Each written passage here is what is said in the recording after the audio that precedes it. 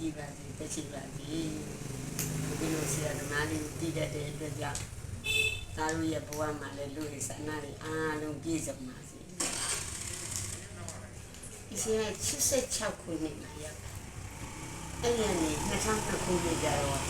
အမှန်ငါ့ကိုလည်းပြီးသွားတယ်။ဟောဟုတ်။ကျအဲ့ဒါကြတော့လေဘယ်တန်းနေပဲပါရက်တည်တယ်တင်ရလို့ကျ။ဒီဆရာပထမဆုံးစရောက်တော့6တန်းဟုတ်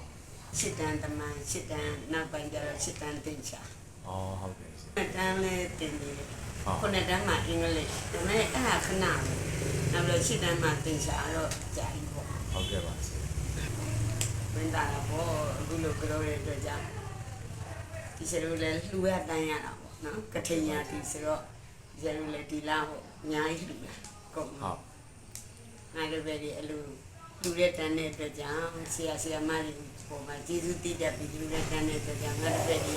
လူရင်းဆန္ဒတွေအားလုံးပြည့်ပါစေဘဝခရီးတရားမှာလည်းလူရပန်းနိုင်ရောက်ရှိပါစေလူရင်းဆန္ဒတွေလည်းအားလုံးပြည့်စုံရပါစေ